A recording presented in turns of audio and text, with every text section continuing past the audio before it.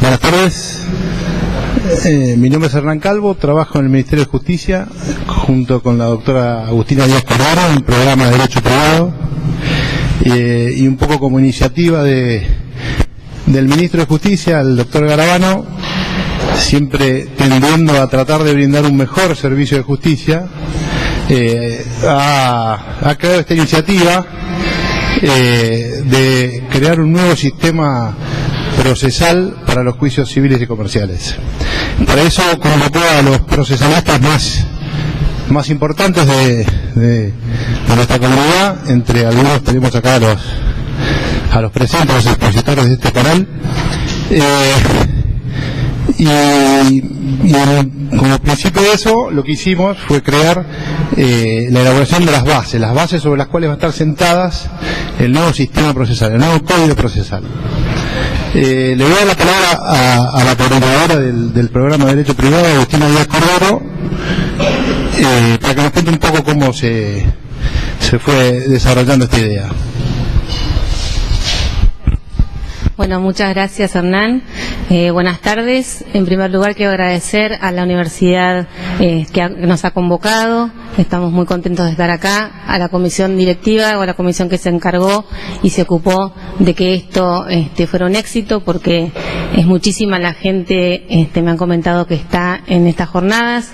Así que bienvenido sea. La capacitación es una herramienta continua que el ministro avala y, por supuesto, impera que esto suceda para que tengamos un mejor servicio de justicia y todos los operadores judiciales nos capacitemos. Así que, bueno, en primer lugar, este agradecimiento y obviamente la presencia de quienes me acompañan en esta mesa, tan importantes y tan reconocidos, que han dedicado mucho tiempo con su inmensa generosidad, no solo de conocimiento, sino han puesto sus valores al servicio de este nuevo proyecto que estamos encarando desde el Ministerio, como decía Hernán, en un nuevo Código Procesal Civil y Comercial. Un nuevo código que esté a la altura de una justicia que sea rápida, que sea eficiente, que sea ágil y que sea moderna. Una justicia que necesitamos para cambiar la vida y modificar la vida de los ciudadanos y de toda la gente. Así que en este sentido, como les estaba comentando Hernán, nosotros estuvimos trabajando durante aproximadamente 8 meses y hemos logrado, es la columna vertebral en la cual se va a basar el nuevo Código Procesal. Estos libritos están llegando, algunos creo que los tienen en sus manos, y los que no, después los invito para que lo puedan tener. Aquí está volcado el trabajo de estos 8 o 9 meses de trabajo, y ya hay una comisión redactora que está empezando a redactar el articulado de lo que va a ser el nuevo Código Procesal. Dentro de esta comisión están presentes aquí, bueno, obviamente el doctor Jorge Rojas, el doctor Roland Arasi, la doctora Patricia Bermejo, el doctor Gustavo Calviño, que acá está presente en el primer banco, bien sentadito, y acá les voy a leer quiénes son los otros que integran la comisión: el doctor Rubén Calcaterra, Mabel de los Santos, María Lidia Gómez Alonso, el doctor Patricio Grassi, Pablo Grillo, Agustín Jankovic, Mario Kaminker, Ángela Ledesma, Eduardo Teiza, Jorge Peirano, José María Salgado, Claudia Esbard, Andrés Soto, Héctor Chayer, Juan Pablo Marcet y el doctor Calvo, y el facilitador de la comisión, que es el doctor Santiago Pereira Campos. A ellos el más merecido reconocimiento, que fueron quienes elaboraron conjuntamente con las autoridades del Ministerio estas bases. Y un poco es lo que les venimos a comentar, de lo que venimos a charlar, para que todos sepan qué estamos trabajando, qué es lo que estamos pensando hacer. Y claramente desde la plataforma de Justicia 2020 ustedes pueden ingresar y aportar sus ideas, proyectos o demás cuestiones que ustedes tengan o consideren que son buenas y oportunas, porque todos estos documentos son traídos a la comisión, y a todas las inquietudes que ustedes vuelquen en esa plataforma les son respondidas por un coordinador del área y son tenidas en cuenta realmente. Dentro de este nuevo Código Procesal Civil y Comercial, lo que está excluido expresamente por disposición del ministro es los temas referidos al derecho de familia. Estamos trabajando también en una nueva ley procesal de familia. Necesitamos tener una ley que sea acorde a las necesidades del fuero de familia y de los menores y de las personas vulnerables, y no tener el mismo código procesal para los temas de un cobro de facturas, para dar un ejemplo, con un tema vinculado a un menor. Así que en ese sentido estamos trabajando también con otra comisión que está conformada por distintos especialistas, jueces, abogados, académicos, incluso subsecretarías del Ministerio de Desarrollo Social, Infancia, de Niñez, y la doctora Patricia Bermejo sí que integra ambas comisiones.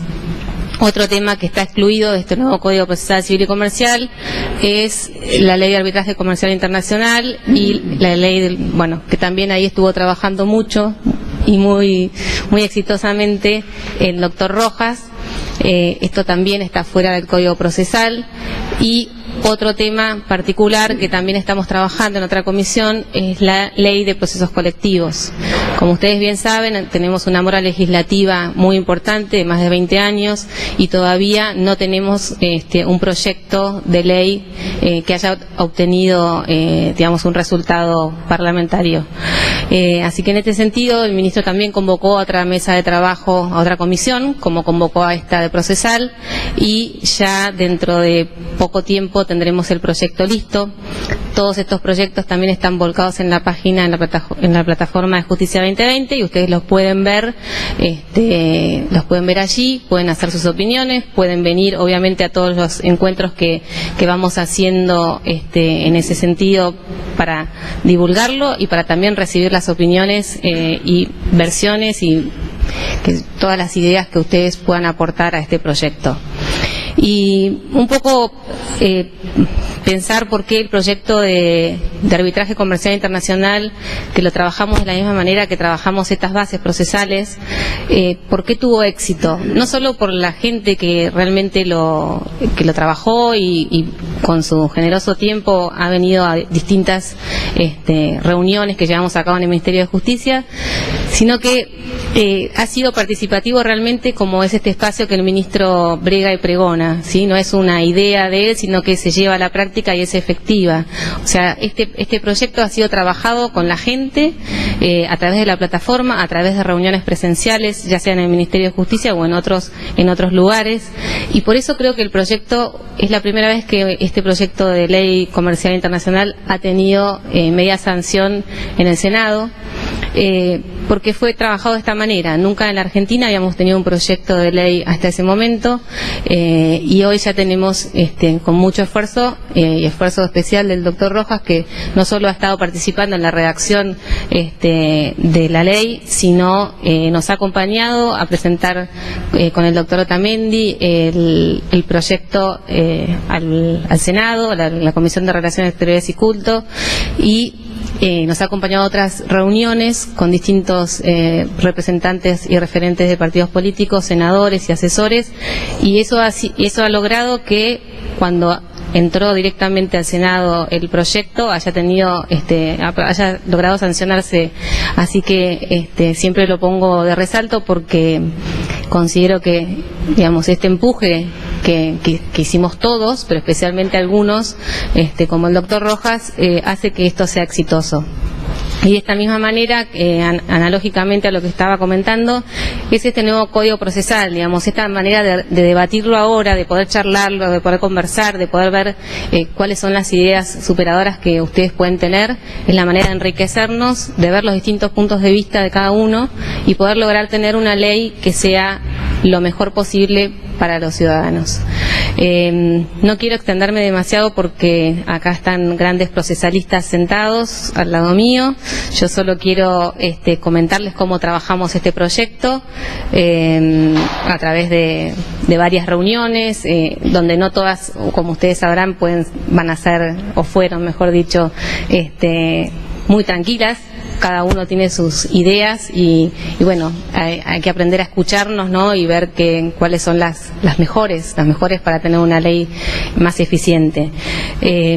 Por otro lado, no quiero olvidarme de decirles que también a nivel nacional esta reforma procesal, tanto como les dije recién en la Ley Procesal Especial de Familia como en este nuevo Código Procesal Civil y Comercial, las distintas provincias han firmado, los ministros de Justicia de las distintas provincias han firmado una carta de compromiso federal, que la tengo acá, no se las puedo pasar, tenía un PowerPoint para mostrárselas, pero les puedo leer alguna parte que hace especial dirección a lo que a este nuevo código. O sea, ellos, todas las provincias del país los ministros firmaron esta carta entendiendo que todas y todos necesitamos este nuevo código. O sea, tenemos que adecuar la legislación que existe hoy a lo que nos impera el nuevo Código también civil y comercial, y tener una herramienta de trabajo que permita modificar la realidad como está hoy planteada, ¿no? Esta estructura de hace 200 años. Les leo la parte pertinente solamente, donde dice lo siguiente: frente a los desafíos que presenta el nuevo paradigma, los firmantes se comprometen a evaluar también la necesidad de modificar las estructuras orgánicas y efectuar cambios en la dinámica de trabajo, incorporando la oficina judicial, las capacitaciones, el expediente digital, la gestión electrónica de casos y demás herramientas que contribuyen a agilizar los procesos.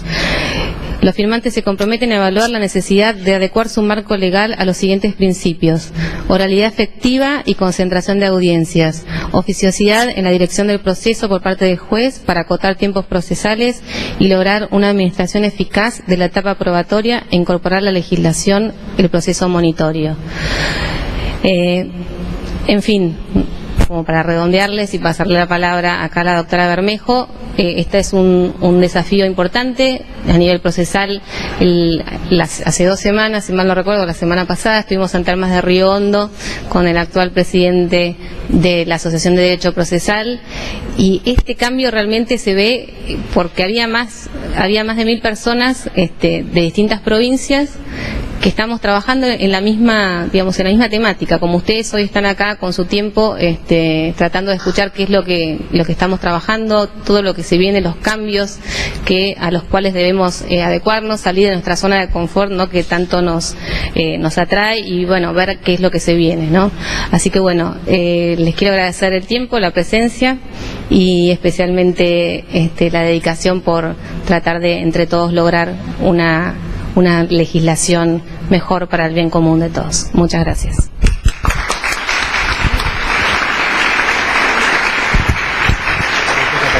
Sí, voy a parar.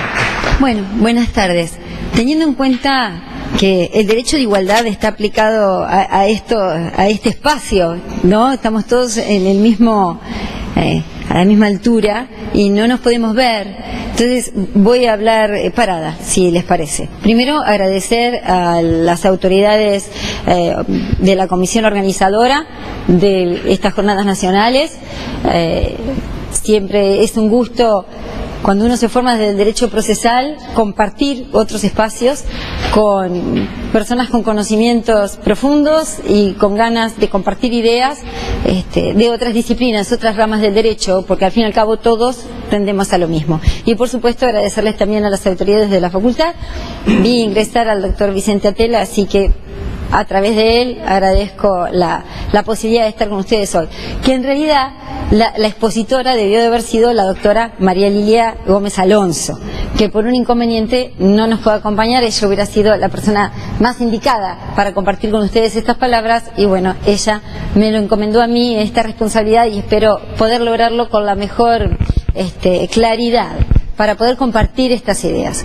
Como dijo la doctora Agustina Díaz Cordero, este es un trabajo que comenzó hace varios meses atrás, hubo muchos debates, no íbamos con un concepto predeterminado de qué tipo de proceso se necesitaba. Sí, lo que se pretendía, se tenía como norte tratar de lograr el proceso judicial más efectivo, el más indicado para poder lograr la efectividad de los derechos. Un proceso que no plasmara ningún tipo de obstáculo, un proceso que no se olvida de la ejecución, porque la ejecución también es parte de la posibilidad de hacer efectivo el derecho. Es decir, somos conscientes que no siempre un derecho que se reconoce en una sentencia es un derecho que se va a cumplir en la práctica. Entonces, estos lineamientos desde la Corte Interamericana, que establece que este plazo razonable es hasta el reconocimiento efectivo del derecho en cuanto a su implementación práctica, también fuimos conscientes de estos y nos ocupamos también de la ejecución.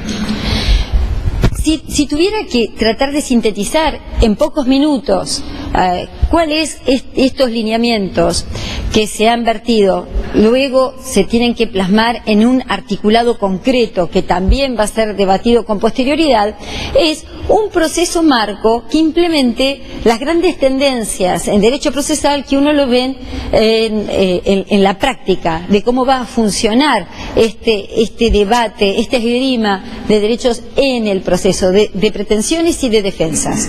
Es así, perdón Hernán, es así que uno de los puntos que habíamos analizado es primero un proceso que tiende a la oralidad. Para todos los integrantes fue tan importante la oralidad que se indicó expresamente en las bases que esta oralidad que pretende lograr la proximidad con los justiciables no simplemente quede en una normativa que la plasme por escrito, sino tratar de pensar en soluciones que aseguren que esta oralidad se cumpla. Y además una oralidad con indelegabilidad. Pues si la oralidad se lleva adelante por quien finalmente no tiene que resolver, no existe esta proximidad, por ejemplo, en la percepción de las pruebas, en el conocimiento directo, y no se vería concretado en la resolución más justa. Entonces, oralidad sin delegación en principio. Esto incluso se pensó y consta en las bases, como decía la doctora, allí están estos lineamientos que les estoy refiriendo, con consecuencias no solo de nulidad de las actuaciones que se hayan cumplido sin tener en cuenta estas pautas, sino también otras posibles repercusiones de sanciones en el caso que no se hayan observado. Es decir, una forma de oralidad para lograr esta inmediación. Esto es como regla, esto no significa que tampoco se haya dejado de prever ciertas posibilidades donde la oralidad, en virtud de la cuestión que se plantea, pueda terminar siendo iatrogénica y complicaría la sustanciación de la cuestión que se peticiona. Primero, se pensó en un proceso marco, que sería una especie de proceso ordinario, es decir, estamos en cuanto a conceptos, no a denominación. Esto es atendiendo a qué denominamos ordinario en el actual Código Procesal Civil y Comercial de la Nación, en el caso del Código Procesal Civil y Comercial de la Provincia de Buenos Aires. Un proceso marco donde haya una demanda, una sustanciación, un plazo para contestarla, para oponer excepciones y la réplica de las excepciones. Un tema que se debatió mucho es cuándo se resuelven las excepciones. ¿Por qué? Luego de esta traba de la litis, que va a ser escrita y justo con los escritos postulatorios, además tiene que acompañarse la prueba de la que se intente valer, luego se prevé una especie de proceso por audiencias donde tenemos una audiencia preliminar y luego la audiencia de vista de causa. En la audiencia de vista de causa es la oportunidad para el debate de toda la prueba actuada, y en la audiencia preliminar, una audiencia anterior, se ideó como una manera de lograr sanear el proceso, intentar la conciliación, luego también, y este es el punto, resolver las excepciones que se hubieran planteado. Un tema que se había debatido era si las excepciones debían llegar ya resueltas a la audiencia preliminar o si tenían que resolverse en la audiencia. La contra que se observó en que se tengan que resolver en la propia audiencia es la posibilidad de que la audiencia se tenga que postergar por el tipo de excepción que tuviera que ser dirimida. luego que quedan además resueltos en esta audiencia preliminar los hechos controvertidos como una forma de encauzar ya, no que se produzca absolutamente toda la prueba que intenta la parte, cada una de las partes, sino la prueba referida a los hechos controvertidos, determinar cuáles también van a ser los hechos que son consensuados por la parte, como una forma de ordenar el debate. Allí se ordenaría la producción de la prueba, la que luego, en lo que respecta a la absolución de posiciones o también la prueba testimonial o en su caso el pedido de explicaciones para los peritos, se puede hacer a la oportunidad de la vista de causa. En cada una de las ocasiones se va a levantar un acta dejando constancia de las actividades que se realizaron, y también un tema importante en la que se puso acento en las bases es la posibilidad de que estas audiencias sean videograbadas. Esta es una experiencia con una reformulación, diría yo, de la oralidad que es el Ministerio de Justicia y Derechos Humanos de la Nación está impulsando en todos los ámbitos del país, que es una videograbación como una forma de poder repetir en la alzada la prueba que se produjo en la instancia y que indudablemente no se va a poder replicar si no es a través de esta manera ante el órgano superior en el supuesto de la revisión. Incluso en el día de hoy ya comenzaron a reunirse los jueces de cámara de distintos departamentos judiciales de la provincia de Buenos Aires para llevar también la oralidad a la alzada. La posibilidad de la videograbación, por supuesto, no es que cree una oralidad diferente, sino que pone en un rol protagónico a la que es la oralidad. La oralidad, como sabemos, siempre ha existido. Una cuestión será si yo, lo que dijo el testigo, el escribiente lo pasa en un acta que, por más fidelidad que pretenda tener, no siempre se logra, que la fidelidad que se puede obtener con una videograbación. Aquellos que ya han participado de experiencias como letrados o como integrantes del órgano o como simplemente espectadores van a poder tener una idea más aproximada de lo que en la práctica, incluso el tiempo que se ahorra teniendo esta opción. Incluso como juez de cámara me ha tocado la oportunidad de ver prueba que se ha producido de esta manera, lo que permite incluso percibir los tonos de voz, los gestos, hasta incluso la medida que esto se puede dejar constancia perfectamente en la decisión, lo mismo que en los alegatos cuando los realiza la parte, porque son circunstancias que son fácilmente perceptibles y que pueden ser compartidas o no por el órgano revisor. Les decía que esto es un marco general de debate, también se ha pensado en un sistema incidental, también para todas las ejecuciones en una especie de proceso monitorio, donde se comienza con una ejecución y así, especialmente las decisiones de contenido patrimonial, en la medida que no exista controversia, también se puede llegar a una decisión próxima sin necesidad de tener que requerir sustanciaciones, traslados, plazo que prolongue la decisión de los derechos en debate. Estamos bien, porque le dije al doctor que me avise. Después... 10 minutos, gracias. Muy bien. Después, otro de los aspectos que se analizó fue el aspecto recursivo. Esto, después no tengo inconveniente si alguno desea en oportunidad de hacerle alguna pregunta, algún otro tipo de aclaración adicional. Un tema importante fue un poco implementar y mejorar el vocabulario, porque uno está tan acostumbrado a asumir terminología cuando hablamos de las excepciones de previo y especial pronunciamiento, es decir, terminología que viene de la vieja ley de enjuiciamiento civil española, o cuando hablamos, por ejemplo, del recurso con efecto devolutivo. El Código Civil y Comercial de la Nación habla justamente de los recursos, específicamente en el caso de los alimentos, cuando los alimentos se conceden, que el recurso contra esta decisión, si los alimentos vienen reconocidos para que estos se puedan ejecutar, dice que el recurso se considera con efecto no suspensivo. Esta es también una línea que se mantuvo en las bases, pues se habla de efecto suspensivo o no suspensivo. El término devolutivo también lo hemos dejado atrás. Es decir, terminologías que uno ya las tiene tan arraigadas y tan internalizadas que por supuesto todo el mundo sabe a qué nos estamos refiriendo. Después está la posibilidad de la intervención del juez con sus poderes y sus facultades y también en lo que es el aspecto probatorio.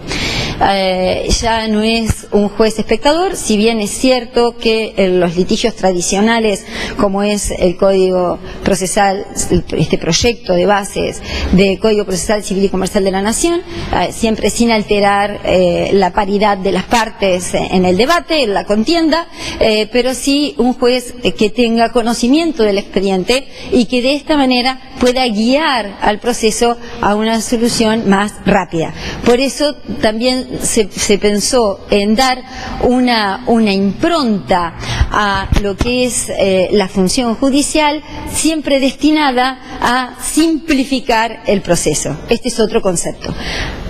Otro de los aspectos que me parece importante poder compartir, porque además siempre, como refiere la doctora Díaz Cordero, esto no es que uno viene a exponer, estamos compartiendo un trabajo que se hizo, pero no es una escucha sin posibilidad de réplica, porque siempre las propuestas que uno escucha son realmente importantes y han enriquecido nuestro trabajo, porque siempre, así como 2 cabezas piensan mejor que una, 100 cabezas piensan mejor que 2 y que 20. Entonces, esto también sería importante que sumen sus apreciaciones. Entonces, cuando se piensa, por ejemplo, en cómo tiene que llegar a ser implementada esta norma, por supuesto, dicen, si le estamos pidiendo tanto a un juez que tenga que realizar este tipo de intervención, tendremos que tener la cantidad de órganos adecuados para que esto se concrete y que no provoque una sobrecarga de trabajo que culminaría en que el sistema no sea eficiente. Entonces, también somos conscientes de la necesidad de espacios especiales que requieren el tipo de proceso que lleva adelante la oralidad. Aquellos que han tenido la experiencia extranjera, es decir, la posibilidad de ver cómo son los espacios donde se realizan actividades orales, tienen un espacio de espera, un espacio donde tienen que esperar los testigos, ya desde la arquitectura es una situación distinta. Y uno de los aspectos que estamos apreciando ahora es el enfoque o cómo va a ser la estructura que se le van a dar a estas normas, porque tenemos en cuenta especialmente cómo se comienza, si desde la actividad de la parte, si desde los principios, si desde la actividad del órgano. ¿Cuánto? 14.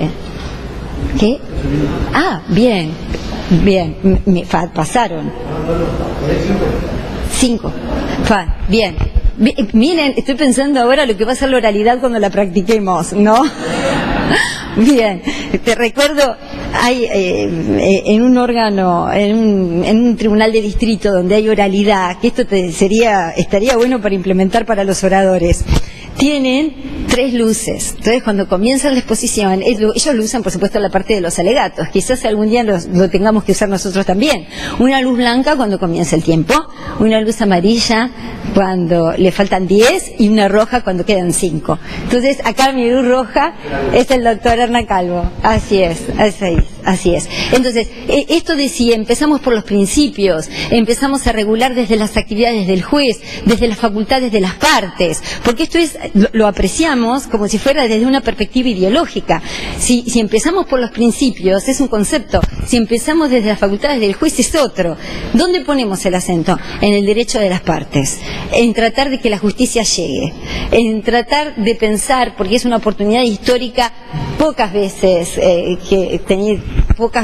originada, en el que se da un espacio de debate donde podemos repensar el proceso sin límites y debatiendo ideas, y como decía la doctora en la presentación, recuerdo, la presencia del doctor Calviño, la del doctor Rojas, la del doctor Arasi, con ideas todas diferentes y todas suman y todas tienen perspectivas distintas que han enriquecido este trabajo. Entonces, cuando se piensa desde los principios, el principio de inmediación, la oralidad, la celeridad, la economía procesal, esto ya nos está dando una pauta de qué tipo de proceso queremos, porque cuanto más tortuoso, dificultoso, con traslados, con incidencias, a la larga es un proceso más lento, más difícil de entender, más necesidad de interpretación externa. Entonces, es esto realmente lo que uno quisiera dejar de lado.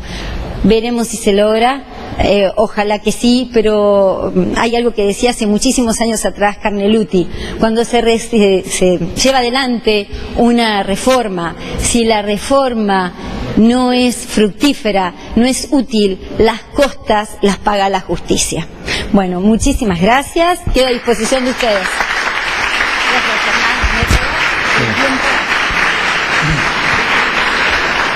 Muchas gracias, Patricia. Le voy a dar la palabra al doctor Roland Arasi. Después de las 3 exposiciones va a haber un tiempo para hacer preguntas. Discúlpenos el principio, llegamos un poquito tarde, por eso hicimos todo rapidito. Pero bueno.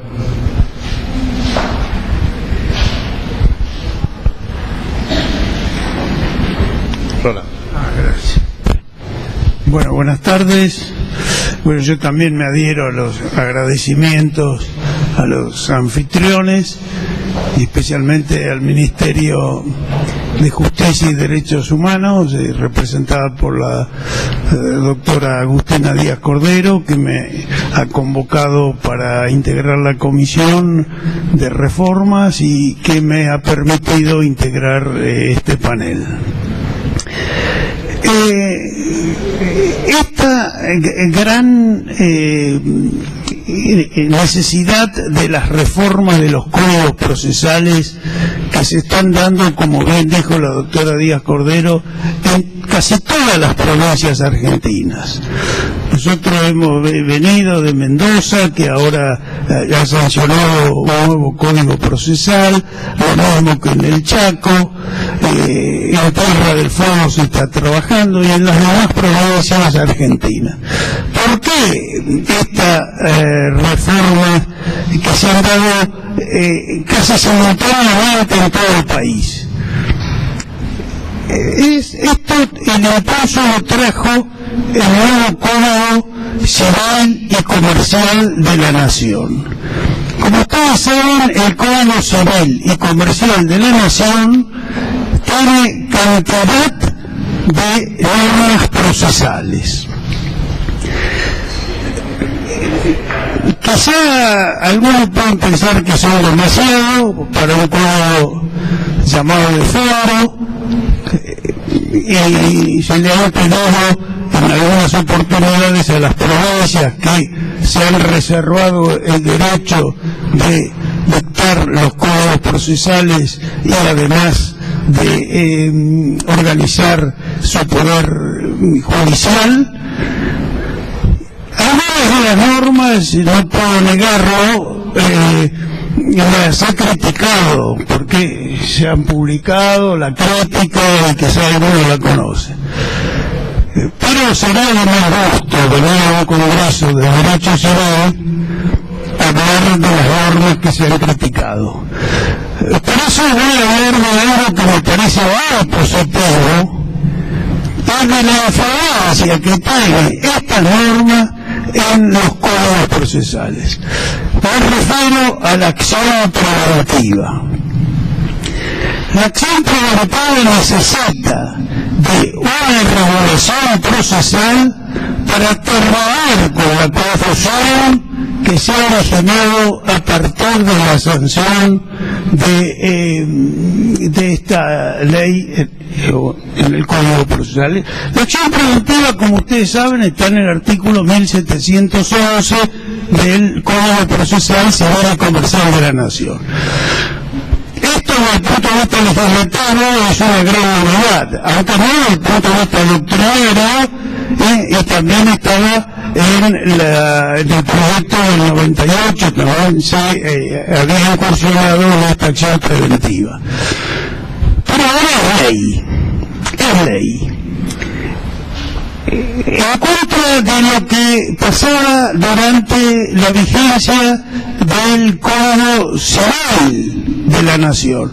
Ustedes saben que el Código Civil de la Nación expresamente Belisario dice en una de las notas que la acción preventiva no es procedente porque hay una acción para reparar el daño. Entonces, lo que se pensaba antes era que el derecho civil y los jueces lo que tenían que hacer es esperar que el daño se se produjera para que se pudiera reparar. Antes de este Código Civil, ya la jurisprudencia había incursionado en este tema como algo de sentido común. Hay fallo de acá, ya que estamos en La Plata, de la Suprema Corte de la Provincia de Buenos Aires, cuyo voto es del doctor De Lázari, el primer voto, dijo, bueno, en este caso era por el curso de paso peligroso, etcétera, que tenía una cantidad de riesgos que no corresponde a la verdad de esta hora, y dentro del proceso de daño, del proceso de daño y perjuicio por el daño que puede haber ocasionado esa falta de señalización, de barrera, de señal luminosa, etcétera, además de eso, de resolver este asunto, dijo, bueno, de acá en adelante que se intente reparar para evitar un daño futuro. Y no hubo un caso que también de La Plata, pero de la justicia federal, donde a raíz de la muerte de un menor en una tosquera, es decir, un gran pozo de agua que se había formado en la explotación de la laguna, los chicos, los menores, jugaban ahí y uno de ellos se ahogó. Entonces, el padre pide la reparación por la muerte de su hijo. Él estaba legitimado exclusivamente para eso, no más que eso. ¿Y qué hace la Cámara? Dice, sí, le reparamos el daño, pero no esperemos que se haga otro chico para que vuelva a pedir la reparación del daño y para que le den la indemnización que corresponda. Exijamos además de oficio, y transgrediendo ese principio que tan caro para los procesalistas, que es el principio de congruencia, porque eso no estaba pedido, ordena que también se pongan localizadas, se pongan señales para prevenir un daño futuro. Pero esta es la acción que está acá en el Código Civil y Comercial de la Nación. Esto realmente trajo cierta confusión. Yo creo que sigue habiendo confusión. Yo traje acá dos fallos. Claro, cuando uno prepara estas charlas cree que va a tener 2 o 3 horas para hablar, ¿no? No se da cuenta que el tiempo, bueno, no voy a hacer el tiempo esteral para sacarlo de la televisión, pero que el tiempo está acotado y tenemos que respetar ese tiempo. Pero fallo verdad conformado, pero fenomenalmente, lo que es la acción preventiva con la tutela anticipada, con la autosatisfactiva, con las medidas preventivas, etcétera, etcétera. Entonces tenemos que el Código va a tener que legislar sobre el procedimiento para la acción preventiva. Porque se habla que esta acción tiene que ser por vía de amparo, por vía de submariza, por un proceso especial, por una decidencia, por una medida cautelar. No. La acción preventiva, en mi opinión, es un proceso de conocimiento amplio que tiene que ver con la tutela anticipada, de tampoco con la mal llamada medida autosatisfactiva, o proceso urgente, o como ustedes quieran denominar. Esto entra dentro de la esfera cautelar, porque todo esto son medidas tradicionales. Tanto la tutela anticipada es tradicional hasta que se mete en este juicio, porque la tutela anticipada es accesoria del proceso principal que está en trámite, hasta que se mete en este juicio sentencia definitiva. Ahora vamos a ver que no hay que va a medida derogativa. Tal como lo resolvió la Corte Suprema de Justicia de la Nación en tantas veces repetido caso Camacho Acosta, que no lo vamos a reiterar porque creo que todos ustedes lo conocen. Bueno, pero sí lo vamos a reiterar. Por las dudas. Usted sabe que en un proceso de daño sin perjuicio por un accidente de trabajo, la Corte ordenó, mientras tramitaba el proceso, mientras se dictaba la sentencia, ordenó como medida cautelar y derogativa que se le pague una suma para que este señor, a quien le habían amputado el brazo, pueda colocarse una prótesis atendiendo a las razones que se estudió en ese momento. Pero esto no tiene que ver, estas son todas medidas provisionales. La llamada tutela autosatisfactiva o medida autosatisfactiva, que nosotros preferimos llamar procedimiento o proceso con pretensión urgente, porque es un verdadero proceso, pero estas son todas medidas provisionales. La acción preventiva es una medida, es un proceso, es una acción, un proceso con una pretensión que termina con una sentencia pasada en la autoridad de cosa juzgada material. ¿Dónde viene la confusión sobre el carácter cautelar de este proceso? ¿Dónde la confusión de la norma del Código Civil y Comercial de la Nación, que dice que la sentencia podrá ordenar en forma definitiva o provisoria medidas para evitar el daño o para evitar que el daño se agrave o el agravamiento del daño? Entonces, esta palabra provisoria ha dado lugar a que se interprete de que es una medida cautelar también la que está acá. Y yo creo que no es así. El proceso termina con una sentencia pasada en la autoridad de cosa juzgada material y termina como todo proceso que tiene que terminar con una resolución judicial. La provisoria tiene carácter sustancial y no procesal. Es decir, un juez puede ordenar que no se venda determinado producto, determinado medicamento, hasta que no se expida la autoridad administrativa. Es provisorio, porque tiene un límite en el tiempo. O como dice en el Código de Julio César Rivera, si hay una pared que se va a caer, ordena que se paralicen las obras hasta que se repare esa pared y se evite el daño que pudiera llegar a ocasionar. Entonces, me parece importante, creo que acá vos lo compartís, ¿no?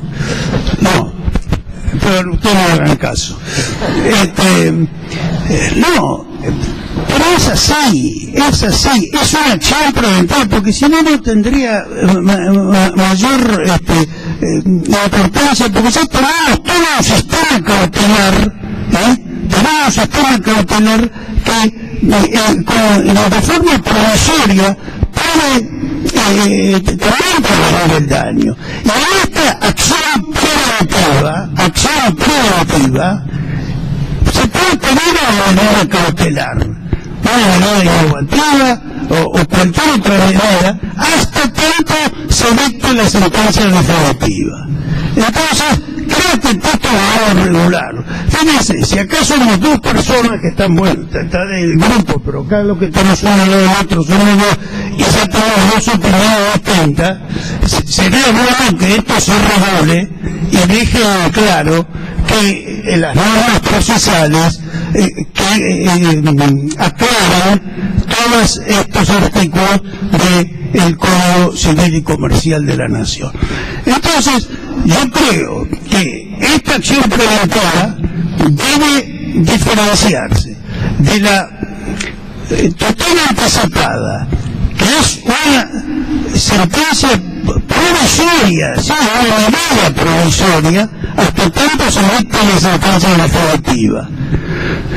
Que la tenemos regulada en la medida cautelar innovativa, que está en el artículo 230 del Código Procesal Civil y Comercial de la Nación. Porque es una medida innovativa, tal como repito, lo dijo la Corte.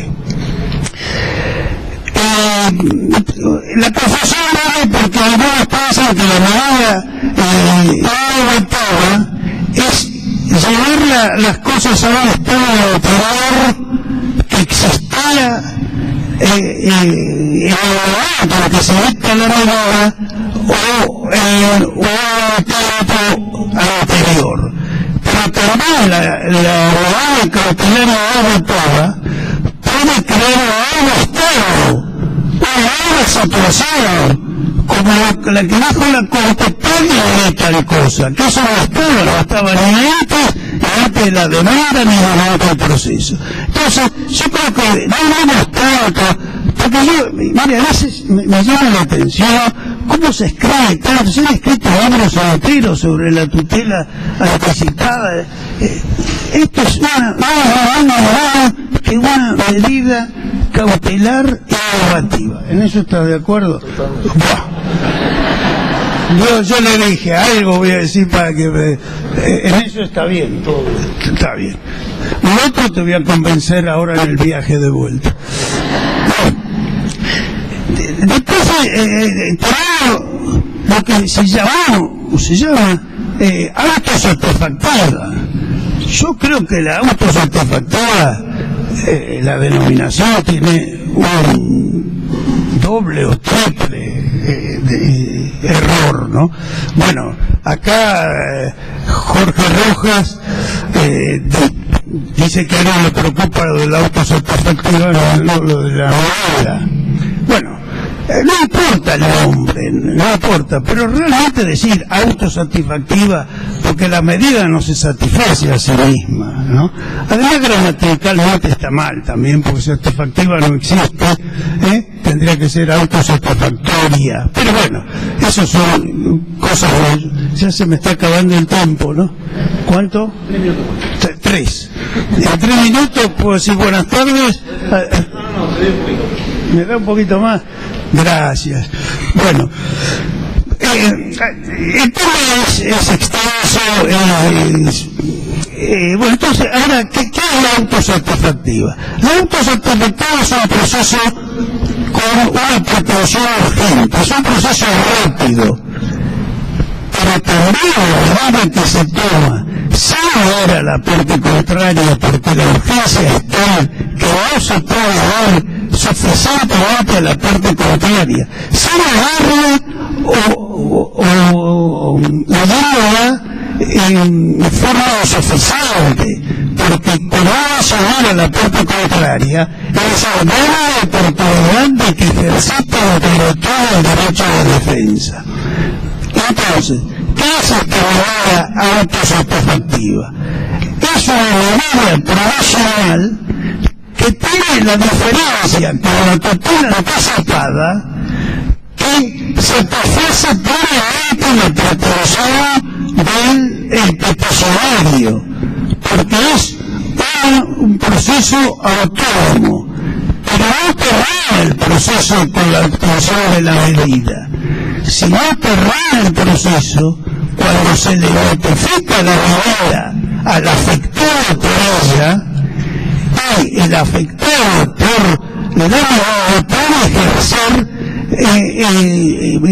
derecho de defensa.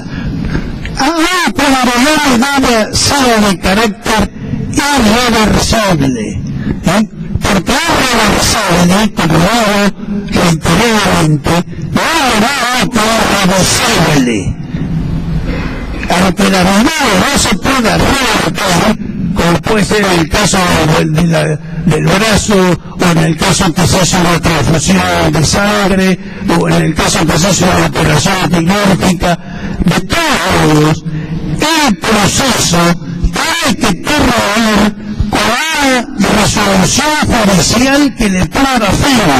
Y esa resolución va a estar dada porque cuando se le notifica la medida, el afectado por la medida no se oponga a ella, oponiendo la defensa, entonces el juez va a dictar una resolución similar a lo que hace en el allanamiento. Cuando el allanamiento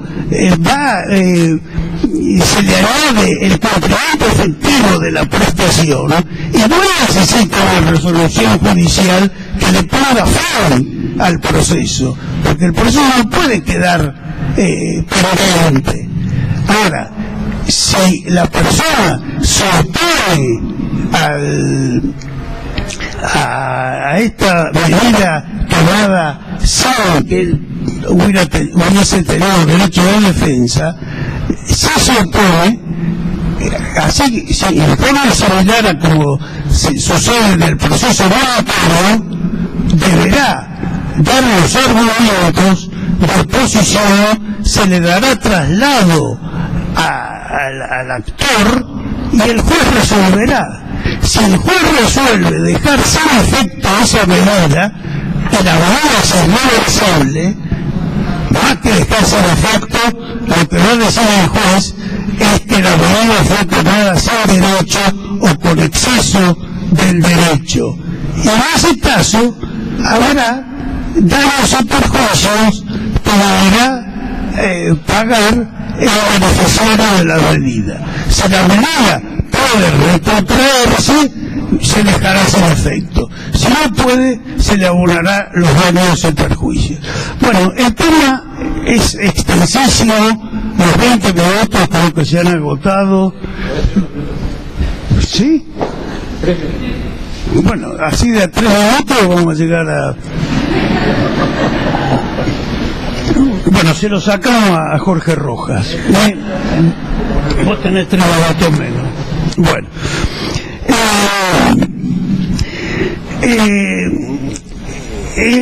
La norma del Código Civil, las normas, trae no solamente la acción preventiva así enunciada en forma genérica, sino que nos habla también de la legitimación. Y cuando habla de legitimación, ¿quién puede promover la acción preventiva? La legitimación tiene un carácter amplísimo, porque dice que puede promover la acción preventiva todo aquel que tenga un interés razonable. Un interés razonable. Esto de que es el interés y la diferencia del derecho, lo tratamos más bien los administrativistas. El derecho, el interés legítimo y el interés amable. Yo recuerdo el ejemplo que me dieron, lo que es a veces un buen profesor, ¿no? Estoy hablando de cuando yo estudiaba Derecho Administrativo. Se dan cuenta por lo que ven que hace muchos años, ¿no? Pero el profesor nos dio un ejemplo que me quedó imborrable. Y puso el ejemplo de un concurso de profesores. En este caso quizás sería más oportuno hablar de un concurso para la designación de jueces, que es más actual. Entonces dice que al ganar el concurso tiene el derecho de que lo logren, porque ganó el concurso. Quien termina en el concurso, pero no está en trámite el concurso, tiene un interés legítimo de de que se respeten las normas que reglamentan ese concurso. Y si cuando finaliza el concurso no gana él por algún error que hubo durante la tramitación del concurso, entonces tiene interés legítimo de que se revea ese concurso. Ahora, el resto de la sociedad que no termina el concurso tiene un interés simple de que en ese concurso se respeten las reglas elementales que rigen el concurso. ¿Por qué? Porque cualquier persona quiere tener, cualquier ciudadano, los mejores jueces. Y aunque no hayan colaborado en el concurso, él tiene un interés simple de que en ese concurso se elija a los mejores. Bueno, cuando el código habla de interés razonable, le está hablando de un interés simple. Puede haber el mismo grado de interés para que la persona tenga legitimación para evitar el daño o el agravamiento del daño. Bueno, muchas gracias por los votos de más y gracias.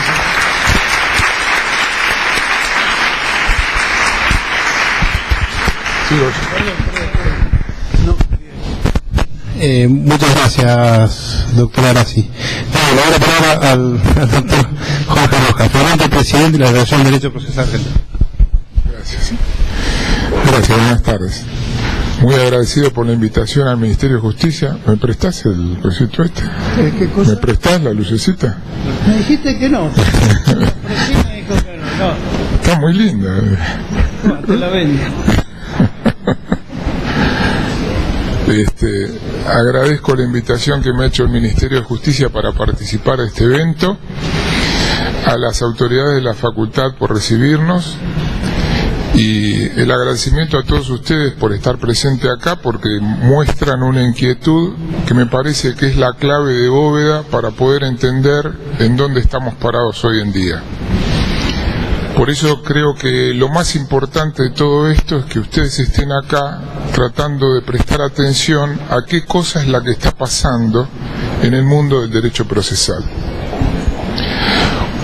Una de las cosas a las que voy a hacer referencia, aprovechando y haciendo abuso del micrófono, es decirle a mi querido maestro Roland Arasi que dos cosas. No sé, para criticarnos. No.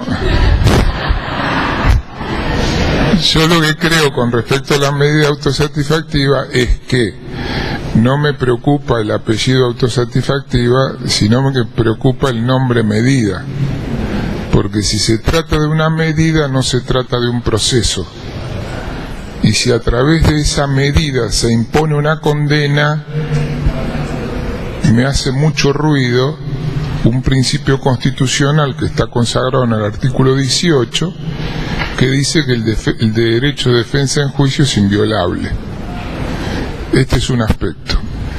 El otro aspecto, y haciendo abuso del micrófono, antes de la charla mía, es señalarles que desde mi modesto punto de vista, y con el cariño que tengo por Roland, si hay provisoriedad, hay cautela. Cuando hay definitividad, hay sentencia. Este es el punto de partida al cual arranco para analizar el artículo 1713 del Código Civil. Totalmente equivocado. Como me prometió que en el viaje me iba a convencer, les voy a contar otra anécdota. Roland tiene tanta bonomía y tanta humildad que un día, charlando sobre la tutela anticipada y charlando sobre el alcance que tenía el artículo 230 del Código Procesal, yo le contaba a él que las dos caras que presenta el artículo 230 del Código Procesal son la medida innovativa que se da en el caso Camacho Acosta y la medida de no innovar que se da en el caso Clarín. A través de una lo que se hace es que cuando el peligro de la demora proviene del mantenimiento de una determinada situación de hecho de derecho, lo que es necesario es alterarla. Pero créanme que yo no descubrí la pólvora. Calamandrei lo decía esto en 1936. Morelo me decía, cuando yo le hablaba de los sistemas cautelares y trataba de darle una especie de revisión a la mirada de Calamandrei, tratando de hablar de sistemas, ¿vos qué te crees? ¿Que descubriste el Mediterráneo? Le digo, no, maestro, no descubrí el Mediterráneo. Lo que se nos está pasando por alto a nosotros es que lo que no estamos viendo son las distintas formas a través de las cuales actúa la cautela en el proceso. Y no hay solamente medidas cautelares, sino que la resolución judicial tiene carácter cautelar cuando resguarda o cuando protege, por ejemplo, una prueba. Y entonces, esa cautelaridad, al resguardar una prueba, no tiene por efecto asegurar el futuro cumplimiento de una sentencia, sino que tiene por efecto resguardar una prueba para la mayor eficacia del proceso. Y cuando la cautela actúa para evitar eventuales daños y perjuicios que le puedo generar a la otra parte a través de mi petición, ejemplo, la contracautela, estoy frente a un sistema cautelar garantizador. Y todos esos sistemas están adentro del Código Procesal. Y todos esos sistemas nosotros no lo utilizamos como sistemas cautelares, lo miramos de otra manera. Y hablamos de prueba anticipada, o hablamos de la fianza para ejecutar una sentencia. Y fíjense que hoy el Código del Chaco, hablando de las reformas procesales, trae como gran novedad que se puede ejecutar una sentencia de primera instancia aun cuando haya sido motivo de apelación. Y con todas las disculpas del caso, porque no es del caso venir a criticar una reforma procesal acá, esto está previsto en el Código Nacional de 1967. En el Código Procesal de 1967, que empezó a regir en 1968, en el artículo 509 se prevé la forma a través de la cual le puedo cambiar el efecto al recurso para ejecutar una sentencia en un proceso de conocimiento cuando, luego de la citación de venta, la contraparte apela. Y en el juicio ejecutivo también puedo ejecutar una sentencia de primera instancia que es motivo de un recurso de apelación, porque el 555 contempla el mecanismo. Con lo cual, vaya descubrimiento. No hay ningún descubrimiento, no se descubrió nada. Por eso, a veces, mi especie de bálsamo es mi charla con Agustina, que me contiene cuando le digo que yo no quiero discutir con mis compañeros, con mis colegas, con los compañeros de comisión, porque tenemos miradas que son distintas, porque parten de puntos de vista diversos, porque yo parto de otra historia que es la que tenemos que tener en cuenta para poder hacer una reforma procesal. Y mientras algunos apuntan a la norma, y yo comparto lo que dijo Patricia Bermejo con respecto al proceso por audiencias, y comparto lo que dice Roland con respecto a la importancia que tiene el derecho preventivo, no solamente esta acción preventiva, el derecho preventivo, lo comparto plenamente, más allá de que también comparto que tenemos que darle una forma adecuada a esa nueva acción preventiva que regula el Código. Lo que digo es que para pensar en una reforma procesal, y voy a leer las bases, para darle algunos tips a ustedes, como dicen los chicos ahora, algunos tips para que me entiendan, ¿no? Las bases dicen que tiene que tener un enfoque sistémico el proceso. Las bases dicen que tiene que tener una perspectiva de política pública la reforma procesal. Y las bases dicen que se deben generar ámbitos de diálogo para llevar a cabo la reforma procesal. Esto lo dicen las bases, ustedes las tienen, la pueden leer, no les estoy mintiendo. Por eso creo yo que es necesario, cuando todo el mundo habla de crear un nuevo paradigma es modelo. Entonces Entonces, cuando hablamos de modelo y estamos pensando en crear un nuevo modelo, estamos pensando en que la reforma debe de innovar para salir de este esquema tradicional en el cual estamos trabajando. Y entonces, en la primera reunión que tuvimos en la comisión, voy a cometer la infidencia de decir, o de contarles, que mientras empezamos a hablar de los... ¿Qué tal, doctor? ¿Cómo va?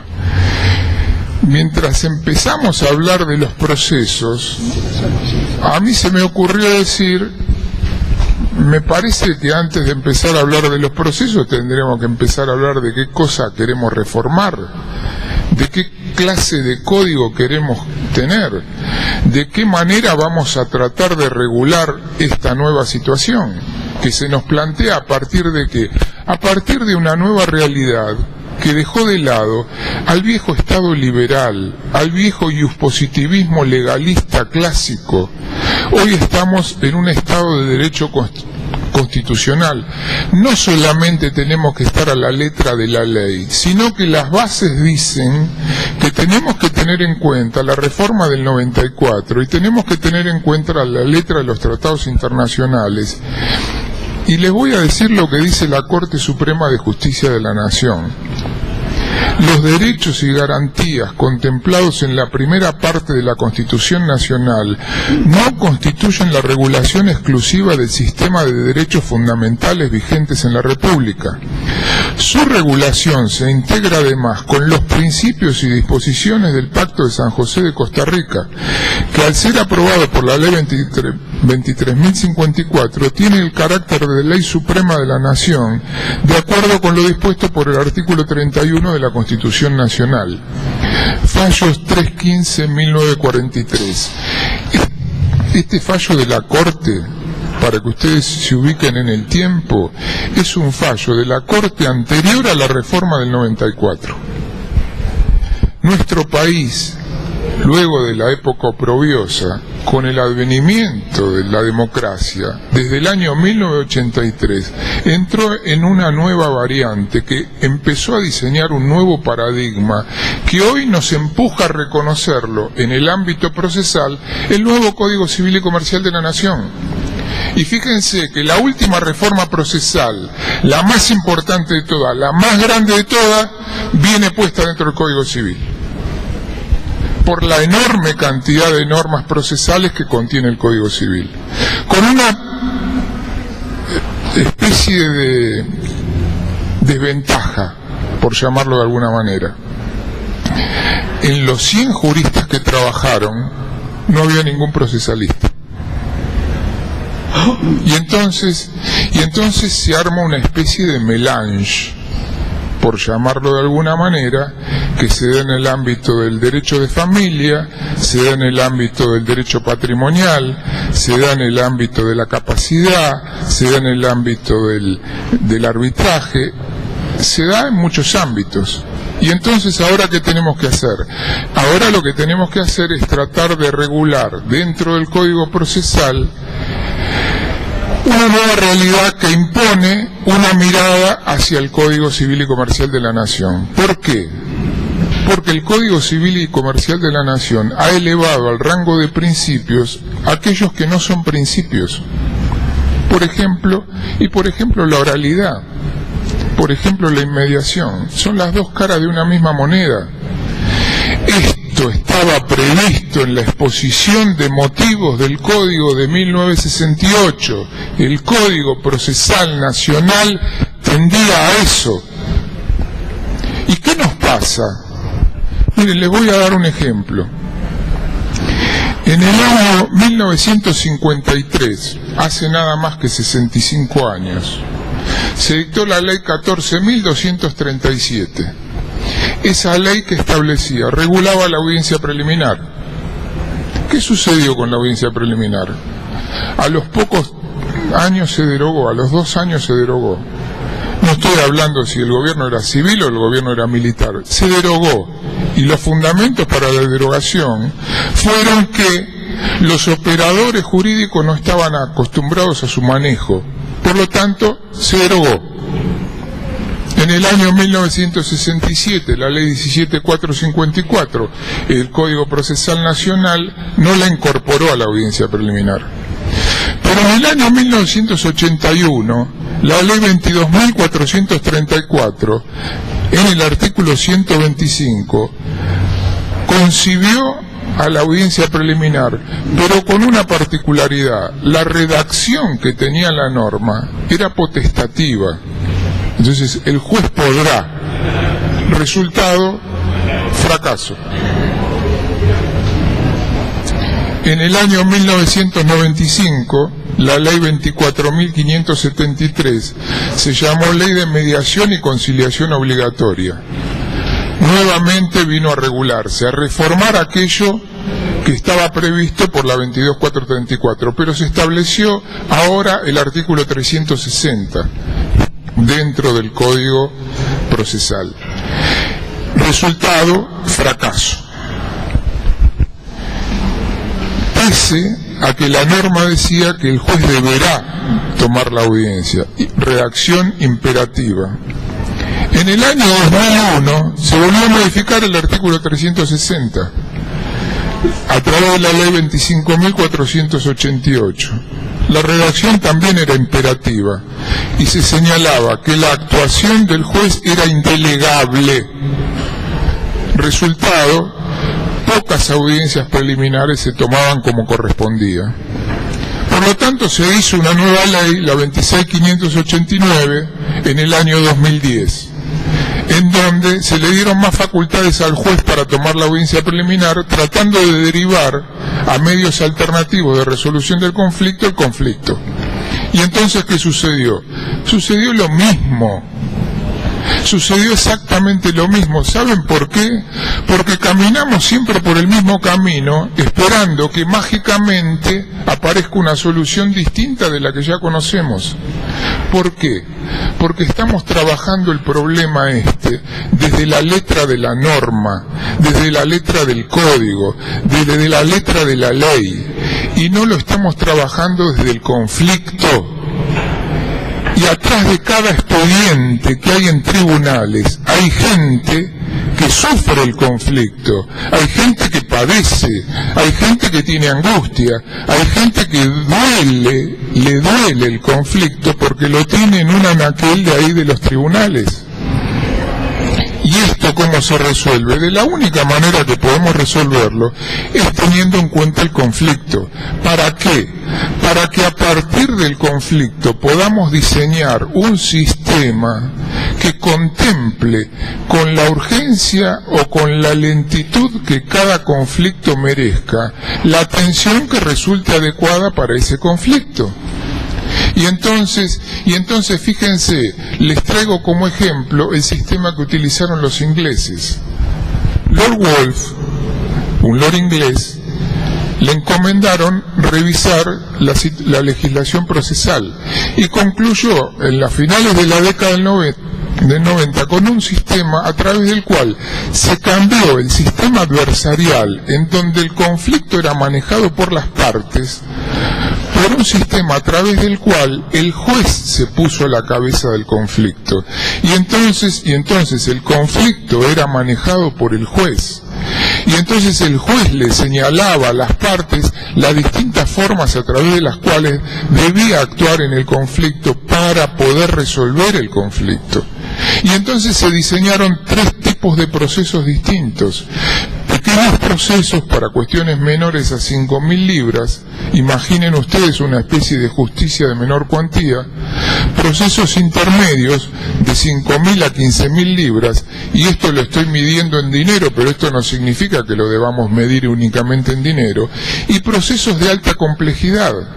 Y entonces el juez señalaba en cada uno de esos distintos procesos cuál era la actuación que le cabía cumplir a las partes de modo tal de poder atender con la urgencia que la situación requiriera ese tipo de conflicto. Y entonces el conflicto dejó de ser de las partes para pasar a ser de la jurisdicción. Esto es, de alguna manera, una especie de nueva impronta, de nueva mirada, para poder, en definitiva, como todo el mundo dice, cambiar el paradigma de trabajo. Dejemos de trabajar solamente con la letra de la ley y empecemos a trabajar con el conflicto, de modo tal de poder brindar un enfoque sistémico a este conflicto, que significa que no únicamente el conflicto está concentrado en un expediente en donde hay dos partes enfrentadas, sino que además necesitamos contar con todos los medios materiales necesarios para atender el conflicto, contar con todos los medios tecnológicos necesarios para que la jurisdicción lo pueda atender, contar con el personal adecuado, con la especialización que cada conflicto requiere. No es lo mismo resolver un conflicto en el ámbito del derecho de familia que resolver un conflicto comercial. Miren, si alguno de ustedes lee La Nación, ayer salió un artículo en La Nación de una página del caso Fornerón. El caso Fornerón es un caso del año 2000. Escucharon bien, ¿no? Del año 2000. Hace 17 años que un padre no puede tener el vínculo que le corresponde con su hija. Caso resuelto por la Corte Interamericana de Derechos Humanos. Y la pregunta que me hago y que les traslado a ustedes es ¿qué hacemos nosotros frente a esa realidad? ¿Por qué nosotros? Porque nosotros somos los operadores jurídicos que estamos de un lado o del otro lado del mostrador, que le debemos una respuesta a este señor. Bueno, como se me acabó el tiempo, otro día vengo y les sigo contando la historia de Fornerón, que me parece que es un ejemplo elocuente de por qué el sistema fracasa como sistema. Gracias.